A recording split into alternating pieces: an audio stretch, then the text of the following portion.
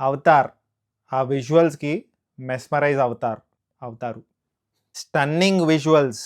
But hi guys, Avatar part 3 fire and ash చూస్తాను భయ్య. Hyderabad 7 AM show Prasad multiplex లో screen number 6 లో 3D లో చూసాను భయ్య.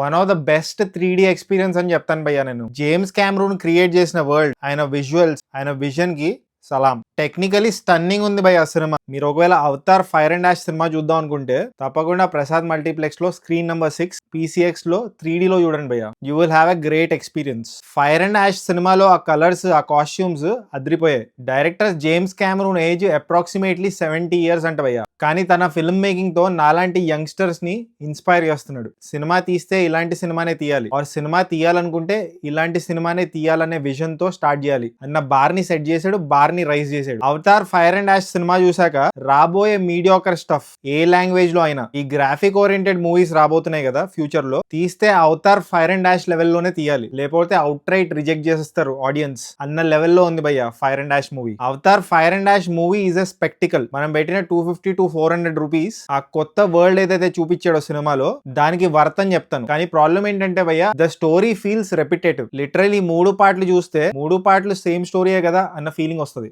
అందుకే ఈ సినిమా లెందీ అనిపిస్తుంది అండ్ ఎట్ ద ఎండ్ కొంచెం డ్రాగ్ చేసినట్టు, స్ట్రెచ్ చేసిన ఫీలింగ్ వస్తుంది. అందుకే స్టార్టింగ్ లో చెప్పాను కదా, stunning visuals but repetitive story. కానీ డెఫినెట్లీ పార్ట్ 2 కంటే బెటర్ అనే చెప్తాను భయ్య part 3. But definitely fire and ash సినిమాని ఎక్స్పీరియన్స్ చేయండి భయ్య. మీరు హైదరాబాద్ లో ఉంటే PCX లోనే చూడండి 3D లో. One of the best experiences I have had in 3D. Grand visuals కోసం, ఒక డిఫరెంట్ వరల్డ్ కోసం అవతార్ ఫైర్ అండ్ యాష్ చూసేయండి భయ్య. సో ఫైనలీ ఈ సినిమాకి నేను ఇచ్చే రేటింగ్ 3.12 టమాటోస్ భయ్య. ఒకవేళ మీరు ఈ సినిమా చూస్తుంటే మీరేం టమాటోస్ ఇస్తారో కామెంట్ చేయండి. అండ్ జస్ట్ ఇన్ కేస్ ఇంకా సబ్స్క్రైబ్ చేసుకోకపోతే సబ్స్క్రైబ్ చేసుకోవచ్చు కదా.